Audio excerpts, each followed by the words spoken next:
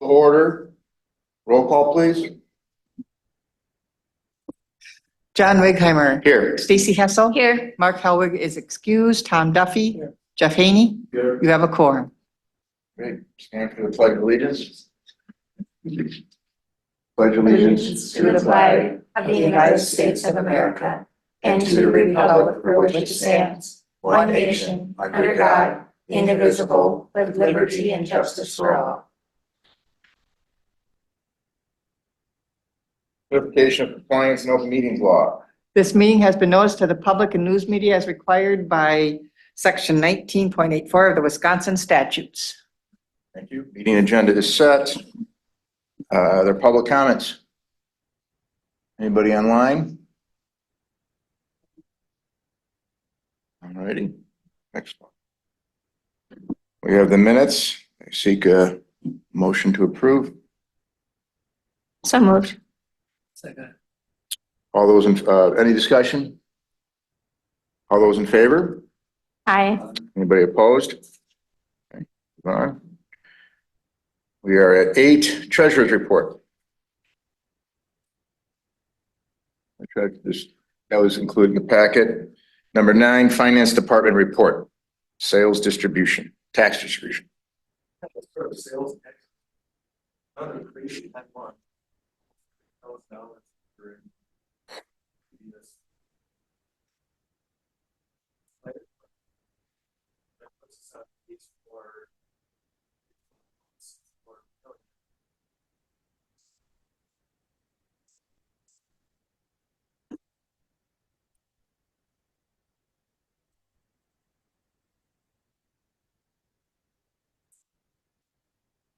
Well, I guess there's no, I didn't read the report, but the Hayward Visitors Bureau sent it out the other day, they record banner numbers, so I guess that would contribute to that number. It does, yeah. Not this number. Oh, no. I'm assuming the Hayward Lake sent out was, yeah. Oh, okay. It was the 23 numbers came out this week. Oh, It showed, yeah, it was record visitor expenditures last year. 5% up from the prior year. So inflation would explain this. Maybe, part of it. yeah. Sorry. Go ahead. Tons of people cut. They're all back, you can tell. All right, Budget update? moving on to the budget update. On the revenue side, everything looks good. We should be at about 42%. And if you go to that third page that has the totals, that's right where we are. When I net out the fund balance draw, which we always say we hope we don't have to do, but it's there in case we need it. We are right at 42%. On the expense side, we're at 39 net of the HHS transfer, which means we're running a little bit under budget there, and that's always good. You always want to be on or above on revenue and at or below on expense. As far as HHS, they're running behind on revenue, which is typical again for this time of year. Grants are always a lag, so they're showing a bit of a net loss, but the good news is the expenses are under budget, so we should wrap up by the end of the year and be okay. Same with highway, they're actually showing a profit. We are now starting highway road construction, so the expenses will start picking up a little bit there, but both are fine for this time of year, both revenue and expense. Any questions on that?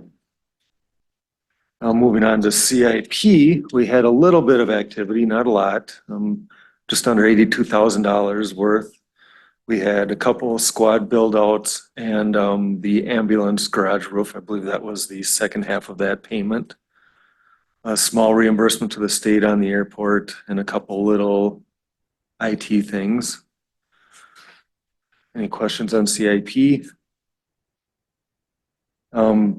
Budget timeline, we looked at this last month. I guess what I would highlight is any new staffing requests are due to administration by June 30th. Today I've got everything set to go out if you approve parameters and timeline to both department heads and outside organizations that we have funded in the past. So I've started my email, I've got all the letters written up, all the instructions, all that and all the background information from previous years. And on the general fund side, I've already entered all the salaries and benefits in.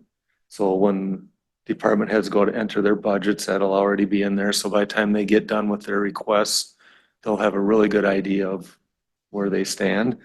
And with the highway, that is entered a little bit differently, and John is new still. So what I've done is taken the sheet that Washburn gave us last year, the whole budget packet, customized it to Sawyer County and put in all the formulas and everything so that when we enter stuff, it'll automatically calculate over and populate all that stuff. And I actually did enter a whole preliminary budget for highway, and then I'll meet with John and see what he thinks about it, kind of just based off previous years and what I know about 25 so far. And then HHS is another one where we've had some turnover. Patty retired. She used to take care of the budget. So what I did is similar to highway, I did up a whole budget model with a different tab for each sub department they have in HHS. Everything will populate to a main page for entry and all of that too. So I'll be meeting with them to put some stuff in there. I'm going to work on getting salaries and benefits in ahead of time again. So what I'm right now working on is getting grant amounts, so I know what percentage of people have to go to the grants, and then put everything else in from there. So that'll be quite a bit of work. We usually haven't done that in the past, but with new people there, we'll get them through this year and show them. Then you need a approval on the timeline? Timeline and guidelines, yep. So then we can move on to the guidelines unless you want to do them Oh, we can do individually. both. Okay. So on the operating budget, we'd send out information today, assuming it's approved as presented, or with changes even, I'll send it out today if we can. Like I mentioned, staffing changes will be due by the end of the month. Budget requests and CIP both will be due by July 31st, which gives us time to put everything together and start getting ready for meetings. In the meantime, in July, we'd be meeting with departments to, like I said, salaries and benefits are already in there. We're asking people to just be responsible like they've been in the past, not necessarily holding to budget like maybe had been requested before, but just continue to be responsible. Health insurance is budgeted at a 5% increase. That's off of this year's budget. We actually, with our final numbers, came in better than what we had budgeted, so it's not going to be a real 5% increase. It's just budget to budget. So that's coming in good, and hopefully we get a good renewal. Right now, we're doing pretty well on utilization. It's a little higher than it's been the last 2 or 3 years, but it's still at a point where we shouldn't see a huge increase. CIP, we're asking them to do a true 5-year proposal on that, because we're at a point where we want to start planning more in the future with some bigger things too, or some things that maybe don't come up every year. We mentioned in previous meetings about the likelihood of not doing an ambulance every year. That's going to free up maybe where we can plug something in its place. So that's why we want more of a plan, so we can kind of keep the CIP level, but use some other things to plug in other needs where we need them as well. Disclaimer, parameters are based on current law, subject to change if the biennial budget is approved that's different than what we're expecting. So This is pretty benign. I mean, there's nothing, that's a good question. This is what everybody's accustomed. This is what everyone's accustomed to, this Correct. timeline and so forth. Yeah. Okay.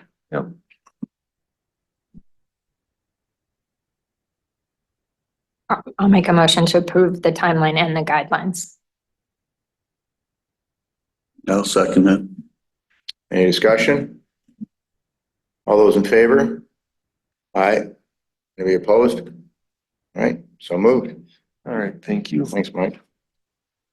Investment Review and update. Yeah, we had another good month. Overall interest earned for the month was 109,000.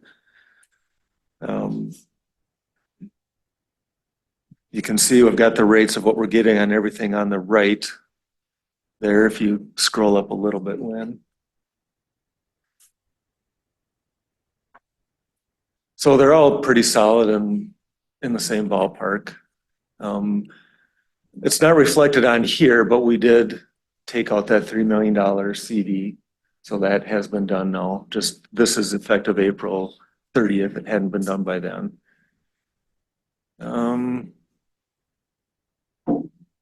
ARPA money again, that's all committed, just not spent. We will have it all spent down within the required timeline. Any questions on any of these? I don't have details, but I was reading some blips the last couple of days on regional bank challenges. Is that, I'm assuming these are regional banks, is that anything to be concerned about or? Well, I mean, there's always concern. Branson is, they're probably national, aren't they? Andy, do you know that? Say it again? Is Branson national or are they regional? So that would be a regional one. The investments in, well, the CDs are probably, I've got a list, they're probably bigger than regional generally. But yeah, it could have an effect. Okay, something to do with real estate loans and so forth like that is what I saw, so. Well, and I've got a really good friend who lives and breathes this, and she had warned me last fall that was Oh, really? coming. Oh, I Yeah. see. I'm a year late. Well, no, it's probably just hitting now. She's on the very forefront of Yeah. things. She had said it might be commercial real estate this time because between COVID and people working from home and the cost of everything rising, they're choosing not to have their offices anymore. And Question, walk you- away from them. Oh, sorry. Go ahead. The opioids, unspent. When does that get down to zero? Because I know that working with the public health and all of their fentanyl awareness, now they're on to a different program, a different awareness. So should that be zero or? I don't know exactly the spend down schedule of that. I know that they have a plan for it. And Andy, you might be able to speak more to this. Yeah, as well. it shouldn't get down to zero at this point. We've only approved the budget we approved last year, and that was like $120,000. Then that's been moved out. This is what we currently have in the opioid fund that has not been allocated to be spent. And then we will be continuing to receive opioid funds moving ahead. So it should never be zero. I mean, we have not approved it to be zero. I mean, at some point we could say we're going to spend all the rest of it on something, then we would zero it out. But on the admin agenda, we did add, there's a new settlement for Kroger that will be getting a little bit more money. It's not a lot, but so that should be the last settlement. There might be one more, I think, but we don't have the exact dollar amount for all of them, but I think our total is going up around 700,000 now is where we're at for total amount we expect to get over the life of the settlement payments.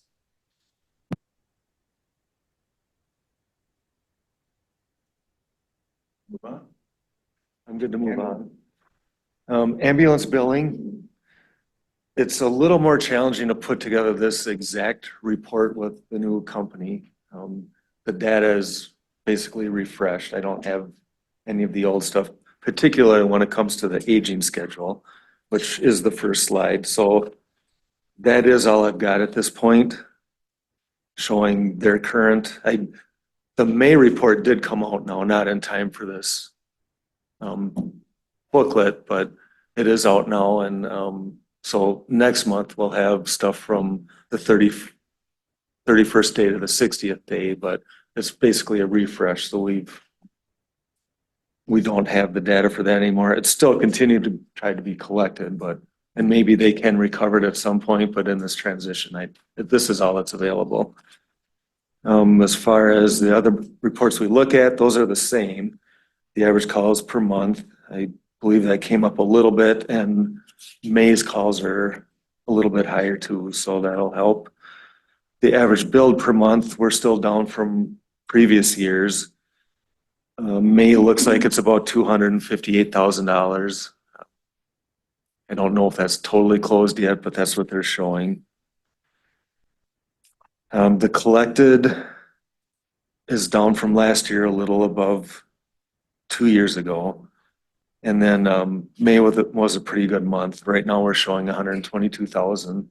That's on our book, so that could increase as stuff maybe gets backdated if it was mailed in. The percent is down from last year again, but up from 2 years ago. And May on the surface, again, I don't have the final numbers. That looks really good, like almost 50%. So that'll help with that 12-month rolling average. And that's what we thought was going to happen with that transition. We would have a little catch up on some of the billings and revenues. So that's good that we're starting to see that. The dollars billed and collected per month, again, down from last year, but relatively similar to previous years. And then the municipalities that are receiving the calls, numbers are bigger, but the concentric circle is still the same. The closer you are to the city of Hayward, the more calls there are, follows the population. Winter's pretty high as well. The LCO data, again, I can't say that that's complete data because we're getting this from dispatch and it's all what's entered. The ambulance net income, we're showing a loss right now. The expenses are good. Our revenues lagged, mostly due to the ambulance fees, and hopefully that catches up. That's 881,000 through April is really low. So it, should be double that. So hopefully we catch that up with this new company and get some of that older stuff billed out. The next two slides, I don't have any updated information. I've gotten one simple report so far from the first month with the billing company, and it did not include any of this data. I've reached out and asked for it, but hopefully we'll have that for next month. So there's nothing on that, nothing on charges to collections. And then the dispatch calls, this data is updated, and our percentage was down for April. Again, this is what percentage of all the calls that come in for ambulance into dispatch we actually end up billing for. So it was about 63% for April, down from the average and down from that line that I carry from January or December of 21, kind of the benchmark I'm using, whether it makes sense or not, but that was going way back to before LifeQuest. So this is, the next slide is some data just for fiscal or calendar years of each of the last 4 years now.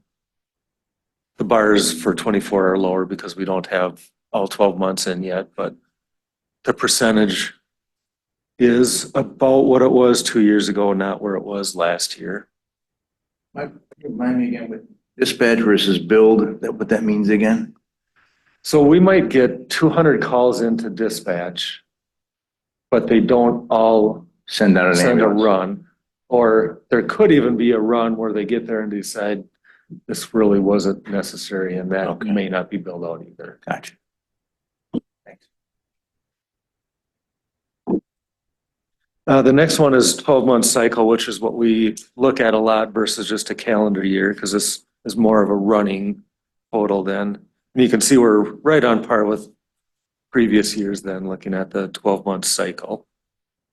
Actually, the percentage is the highest. And then the last slide, which is going to start getting probably to be too much data, but I wanted to do this early on with the new company just to show what month to month for each of the years it's looked like under the different billing companies. But pretty soon, we're gonna have too much data on here to really look at, so might do it. Well, I might do it 2 more months, but after 6 months, I think we'll start relying on the 12-month rolling average more than this.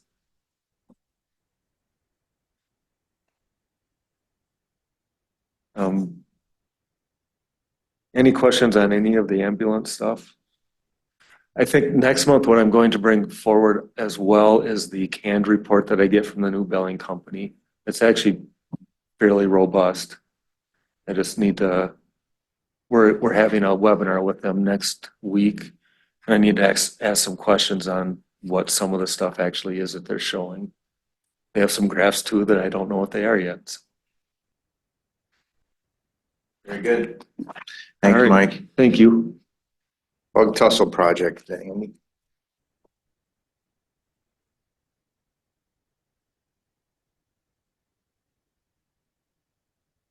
So this is something that's coming up through public safety. Some of you have been a part of this discussion already, so I won't go into all the details. But essentially where we're at is the public safety radio network that we currently have is not adequate to reach the coverage levels we want throughout the county for mobile and portable radios. So we've asked GenCom, who is our vendor for that radio network now, to provide us a proposal on how to get to where we want to go. And so in the pack, what you have is their proposal for essentially rebuilding that system, which would mean new tower sites, new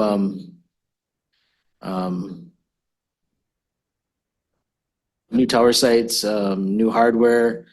And of those tower sites, what you see on the screen right now is where we're at with the current 6 analog sites. It's an analog system, it's a microwave backhaul, but we use the towers in Meteor, Winter, Pipestone, Moose Lake, and Hayward. Keep on scrolling down. That's our existing mobile coverage.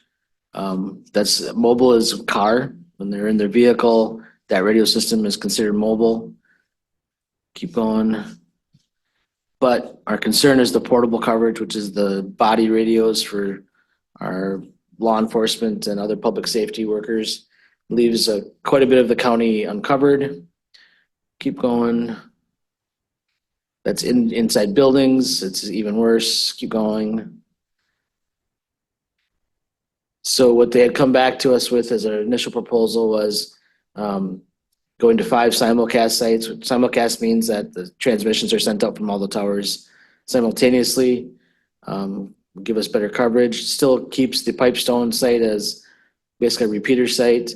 Keeps the Hayward site, but then the other 4 sites would be new. So one by Birchwood, one by Meteor, the LCO WOJB radio tower, and the Loretta would be a new tower.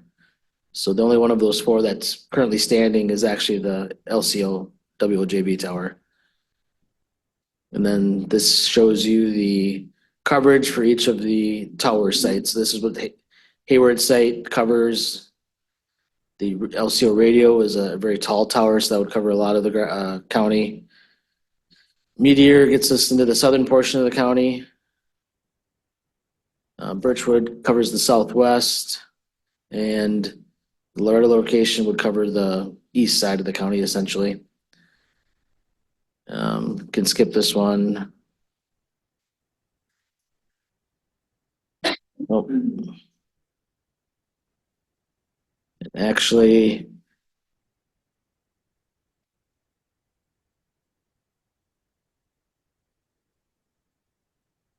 hang on a sec.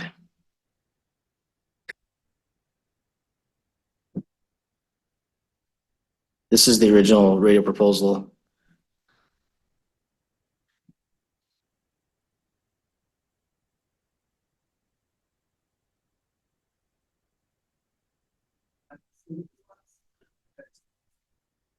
Go down to number 7 on the agenda. Sorry, this will be easier. All right, that what we were just looking at was the original proposal from GenCom, which we'll still talk about. Keep going. So they had proposed what we had just talked about with the new tower sites. And when that discussion came up about needing 2 to 3 new tower sites that we would have to construct and own, that brought, to me at least, the question of, is that something we want to do, or is there other alternatives to not have the cost of building towers? So that's where we brought in keep going. These are the things we just looked at. Keep going. So this shows how those towers all work together that they're proposing to cover the entire county. Keep going. So then we brought in a company, or connected them with GenCom, at least Bug Tussle. Bug Tussle is a internet cell phone company from the east side of the state who has had a program called Road, and in their marketing you can see what that stands for. But they basically partner up with counties to build fiber networks with tower sites that they use to lease to cell phone companies and provide fixed wireless broadband to consumers. The counties have partnered up with them to help improve cell phone service and broadband accessibility for the consumers. But another benefit, if the county is interested, the county can use the tower sites for the public safety purposes or other radio purposes. They essentially allocate a portion of the tower to the county to put their equipment on, and then access to so many strands of fiber that you can use for transmission. So working between Bug Tussle and GenCom, we asked them to put together a proposal that would establish both networks. So this is option 2 in the GenCom materials. This shows still using the Hayward and the Hayward Water Tower sites that we use now, and then the additional 4 sites, one still being the LCO WOJB radio tower, but then towers that would be new in Wooddale, which is essentially the Birchwood area, Meadowbrook, which is along Highway 27, in Winter. All 3 of those towers would be new and constructed, would be part of the Bug Tussle network, and we would have access to use space on the tower and access to the fiber. So this shows the outdoor and indoor coverage for portable radios with Bug Tussle. Based on those tower sites, keep going, stay there. It's not as good a coverage as the original GenCom proposal, and this is what public safety really talked about last week. Was that we are prioritizing the coverage. So as it currently sits, we've sent Bug Tussle and GenCom kind of back to the drawing board to look at how to potentially use Bug Tussle sites, but get us the 100% coverage of the county like the other original radio tower proposal had. They're working on that now. One alternative that's already come up is that Bug Tussle is engaged with Price County as well to build a fiber network with towers, and one of their Price County tower sites is east of our county line, kind of in the Connors Lake area, which they're going to see if we were to use that tower, if that would cover those uncovered areas on this map right now. Again, this shows using the Bug Tussle sites, what we'd have for indoor coverage with portable radios. So there's still some coverage gaps that we need to address. Keep going. This is for paging. And then this, kind of like the other proposal, shows the most likely radio sites, most likely tower sites for communications. Again, how the LCO tower covers that middle section, the Hayward towers cover the northwest corner, Wooddale, Meadowbrook, and then Winter, and then that uncovered area in the far southeast area of the county that we need to address. So why are we looking at these? Well, one is we know we want to bring something forward to improve the public safety radio system. What we have now is not adequate. So if we were to go option 1, which is the original GenCom proposal, they estimated a cost of $2.474 million. You can see the towers and shelters are over $1 million of that cost. And then the microwave backhaul is $326. Going with Bug Tussle, it would reduce our out-of-pocket cost because we would not have to build the towers. We'd still have to have shelters for our equipment at those sites. And then because those towers would be connected by fiber, we wouldn't need as much microwave backhaul equipment to transmit. Microwave is through the air, fiber, it would just be basically plugged in and we use the fiber access to transmit those communications from dispatch to the tower site. So it reduces those costs, or actual out-of-pocket costs would be in the neighborhood of 1.55 million. This just shows the water tower is a discussion point in Hayward. It's not that far from the Hayward Tower site, but by having that in Hayward, it's important for indoor coverage when you're inside like this building or the schools. The closer the tower, the stronger the transmission to get inside buildings. So that's kind of the details for the two alternatives that are being looked at. We've asked them to do additional work. We have a lot of questions that they're working on. Also want to just mention that the LCO WOJB radio tower, that discussion hasn't happened yet. It's happening, might have happened already this week. I had some initial communication with the station manager. There was, they're willing to talk. They do have other agreements for other equipment already on their tower, and their tower has some limitations, as all towers would, for how much equipment can be hung on it. So they were going to look at their agreements, but GenCom was going to follow up with them kind of on the technical side to see if that tower was an alternative. That tower in this whole proposal, as you can see by the maps, is fairly important just from how much territory it would cover. So we need to verify if that's going to be an option for us to use as well. But the bug tussle, and can you click on, let's start with number 4.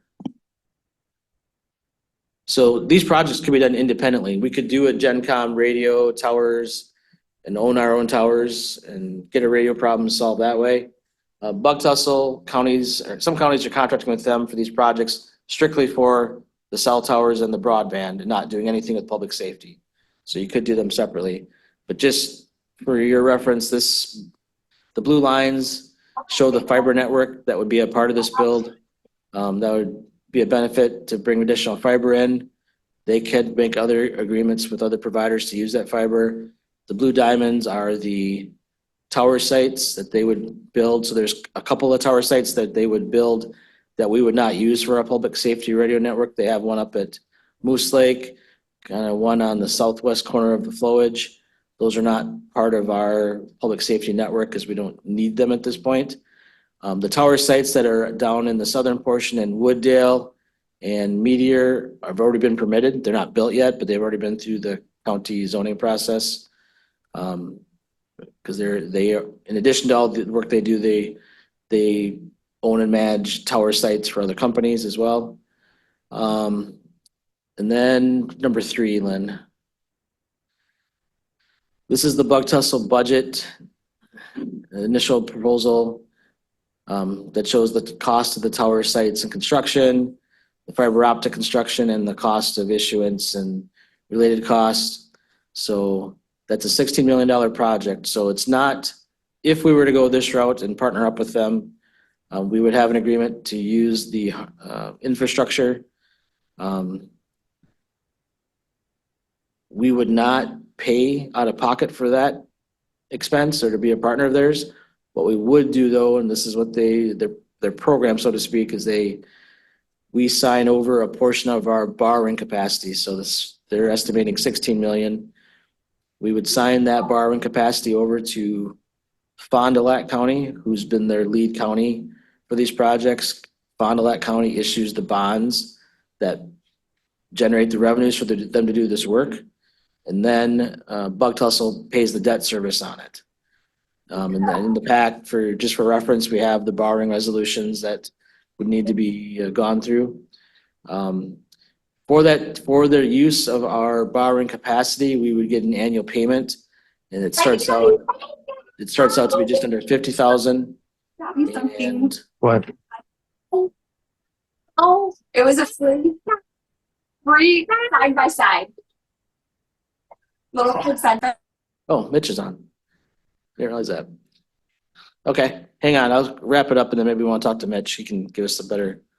For use of our $16 million borrowing capacity, they pay us a fee every year. So it starts out just under 50,000 and then goes down as the debt service is repaid. So we're not paying out of pocket. They're using our borrowing capacity, but there is risk to us in that if there would be a default on the debt payments, then it would become our obligation, but we would get the hardware, the tower sites, the towers, the fiber infrastructure in the county for that purpose. What would some risk scenarios be that make us to, is Bugtel, that they go out of business, or what would trigger, what's a scenario that would put us in that? Yeah, if they were to go out of business, if they're not cash flowing and can't make the debt service payments, because they've partnered up with a number of counties under the same program. So, I mean, that's this scenario if they become insolvent. And they would become insolvent because why though? I guess that's what would trigger them to be in trouble, other than corruption. I'm not suggesting that, but embezzlement or whatever, but I mean. The industry, I guess, is where Yeah, there could be changes in the industry. I mean, at this point, they're generating revenue. They have multiple sources, cell service lease, cell phone company leases for the tower sites. The wireless broadband customer base is providing them revenue. They sell access to their fiber. So, I mean, a significant change in the industry where services are delivered different could affect their cash flow. So as part of that, we've asked, and there's a call at 10 o'clock that Mike's going to join with some other counties that are looking at this to just compare notes and ask how everybody's going to address doing their due diligence. We've asked for some of that financial statements, background on ownership, background on the company, so we can do our due diligence on the company to know who we're working with. and maybe this next point is separate. I'm not a techie guy, but maybe it's tied to this, but maybe it's separate. The quality and the industry, the technology being used, how relevant is that going to be for how long? And again, I'm not techie, but it's like, at some point, is satellite ever coming to the North Woods, or we're always going to be dependent upon towers? Well, I mean, satellite is an option that we have people living here using already. Right. And we hear good things about that. Cost is, I think, probably the difference where most of the fiber fixed wireless are more affordable than satellite. But I don't know, have a good crystal ball to know. Well, and I guess, as long as the technology works, I mean, I always just, again, it's like, at some point I could see satellite becoming the de facto standard and all this stuff becomes obsolete. But I guess as long as it's working and they're cash flowing, Yep. I guess it doesn't matter if satellite comes and becomes the de facto standard across the country. Right. And fixed wireless in a lot of areas of Wisconsin has been the only alternative available up until satellite, because at least if you want better service, because the local telephone companies or cable are just not going into every area where it's not feasible. That's still the case. That's been the conversation with current broadband discussions, is that the companies have kind of picked off all the cost-effective areas for them to bring fiber into. And they're saying there's just some people in some places that are just not going to have fiber, at least not under the current cost of delivering it to them. But again, this is for law enforcement. This is That's primary purpose. That's the motivating factor that we put this together or brought them forward, is that access to those towers, rather than us owning tower sites and maintaining towers. Is there a different way to not have to spend money on that? And that's option 2. That's option 2. And quality wise between option 1 and option 2, it's not really a quality issue. It's a who owns what. Right. Okay. So it's like, it keeps us out of owning towers. Now, if we own towers, could we market them for other people to be on them? We could, but then we're in that business. This way, Bugtel owns the towers. We have a guarantee of use and location on the towers and access to the fiber. And then beyond that, they take care of everything. And it's a benefit to us in that regard, but then we're also bringing in the infrastructure that it's a benefit for people who need better cell phone service and. Well, we're in a counter to the bond issuance or borrowing capacity. If we go option 1, we don't have that issue. risk, but we're paying Right. out of pocket $2 million. Yep. The other question that came up that I did forward on, I don't have a response is, what if we were to go ahead and build the fiber ring and own the fiber, and then Bug Tussle puts their towers on it and uses the fiber? That's an example from at least one other county that did that. Taylor County, 5-6 years ago, did I want to say $12 million bond issue and committed to build a fiber network throughout their county to get the infrastructure in place, and then they've partnered with Bug Tussle and others to deliver the service to the consumers. So I've heard this from Econ and a few others. So now it's all kind of coming together. We're doing this, our reason for doing this is law enforcement. Side benefit is coverage throughout the county. So this kind of then dovetails into our continual subject of broadband update, Yep. and probably is the most promising news I've heard as far as if the secondary reason for doing it, Yep. to actually come up with a solution. I'm thinking out loud, so thank you. I think it's good to think out loud at this kind of discussion, actually. So would you say that the reward outweighs the risk? I guess it's more of a reward because our safety will be a factor for our residents and our law enforcement. I mean, this would take care of that, but then with all the BEAD maps that we've seen and not getting service, would there be any state notice that, like, hey, they've taken care of this problem themselves? Or what are your thoughts on the BEAD going forward? That's a question that I have not talked to Mitchell about. He's got his hand raised, might be going to call him. But we have not talked about if this would be a BEAD eligible or funding eligible project yet. If it would be, we would definitely go after those funds. Because most of the area that they're targeting with the fiber ring is we know is going to be BEAD eligible. Mitch, sorry, I didn't realize you were on. Do you want to jump in and? Yeah, no problem. So the one thing, just before I answer the BEAD question, I'll answer what you brought up beforehand, is the way I see the Taylor County situation and where it is in Sawyer County is that's effectively the worst case scenario of the proposal we have in front of you. So in the event that's something that you would consider, I think that's just an interesting wrinkle, is that's the failure case of our plan, is you end up in Taylor County's position. On BEAD, BEAD is going to manifest at the end of 2025 in all likelihood. From everything we're seeing from the PSCs, we'll start going through the application process and things once they make it through all the interim steps and once the NTIA approves the plan. And so really those are going to be 2026 projects.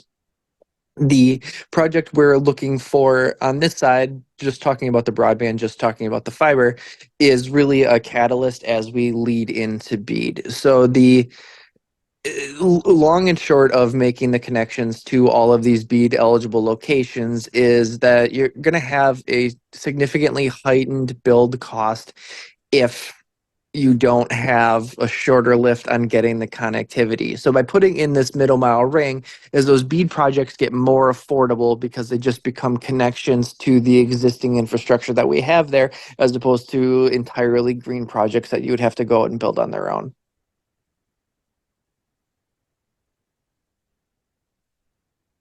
Part of the state, and can you, if I'm wrong here, so are you essentially saying too that once we have the fiber ring in, you're going to use it for the cell tower sites and fixed wireless, we're going to use it for the public safety, but there's the potential that other local providers could use that middle mile ring to do fiber to the home with BEAD projects and at a lower cost? Yeah, absolutely. We're going to do fiber to the home off of that middle mile ring simultaneously to putting it in. It also serves as a connectivity point for other providers. If they are successful in the BEAD process, it serves as an option for us for connectivity if we are successful in the BEAD process. So it's a good asset. It's, like I said, it's a catalyst. It's kind of step one, and then you continue to grow and jump off of that as time progresses. Okay. And Mr. Chair, I got a question. the bug tussle tower does not meet what we're looking for coverage. If we go with bug tussle and they add on to their towers to give us the coverage that we want, then the price goes up. Right? Wasn't that brought up in public safety? Nope, not exactly. We've, I mean, maybe I'll finish up with this, that we've sent it back to Bug Tussle and GenCom to get us the coverage we want. How do we get there? Is it access, and Price County has already given me the okay to have Bug Tussle work and use the Price County Tower as a potential site that we could put equipment on. Now, it might raise the project cost a little bit, but they're already gonna end up paying the tower cost in Price County for that network. But they're gonna look at, can they adjust tower sites based on, we went with, GenCom had this proposal with these tower sites, Bug Tussle proposed these towers based on theirs. Now, is there any shifting that can happen without adding tower sites, but get us the 100% coverage of the county? I mean, I think the public safety message I got is if we can't get 100% coverage of the county with the Bug Tussle, working with them, then we're not gonna be able to work with them.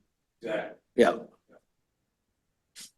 If I can, is the answer is yes, is we can move and shift those towers and play with the heights on those towers infinitely.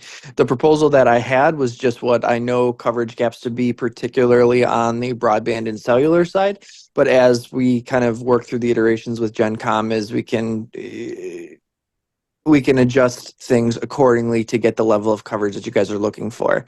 The one caveat that I'll mention, just because it's probably going to come up again, is you do have a fairly restrictive tower zoning ordinance that prohibits guide towers, and a 300-foot self-support tower costs about twice as much as a 300-foot guide tower. So if you're looking for height and looking to mitigate the costs where you kind of need to, especially if you're going higher than 300 feet, there's probably some zoning exceptions that'll have to happen. And I'll just reiterate the one, and it might not be a concern at all, but both proposals, both alternatives, the big piece of that is the WOJB radio tower that covers a very large portion of coverage. And we don't know how that conversation is going to go. And, that would be the one tower out of the group that we really would have an agreement on. So we're gonna have to make sure we have a long-term secure agreement if that's the tower we go with. The other one, the Hayward Tower, is not our tower, but it's on our land. So we have some ability to have a secure agreement there. And then all the other towers, either through the Bug Tussle proposal or through the other one, we would have control over. So we need to pin down whether or not we can get on the radio tower and what type of agreement are we gonna have there. So if we can't do that, we're gonna have to come up with, probably one or two other towers to cover that much coverage that tower is going to fulfill. So wait, So, go ahead. go ahead. No, go ahead. I'm just gonna say, so what I hear you saying is until they come back with those facts that you've asked for and those changes, we can't approve this resolution. No, we're not going, sorry, was my- Oh, okay, we didn't got it. intend for you to do that today. Timeline wise, Bug Tussle's proposal is the one that has the restrictions on timeline. We need next month. We're working on this hard right now to have everything ready for next month's meetings, because Bug Tussle needs a preliminary approval next month and then a final approval in August. And that's based on all these counties that are going to be a part of it. That bonding all gets pooled, issued by Fond du Lac. They need that commitment by August to put the money together for construction projects next year. Yeah, that was my question. I would just say that, if option 2 answers those questions, I think my opinion is we don't want to be in the telecom business. And the risk of the bond issuance is minimum, in my view, because your worst case scenario is you own the system, which we're trying to avoid to begin with. So that's just my 2 cents. And it was helpful hearing it a second time. Yeah, I apologize. We had to hear this 3 times, but I know this is kind of a lot to take in and a lot of pieces, so purposefully are talking about this again. Takes me 2.5 times, so. Mitchell, is there anything that I didn't cover when I was talking that you'd want to make sure to explain or? We've covered a lot. Nothing immediately comes to mind. All right.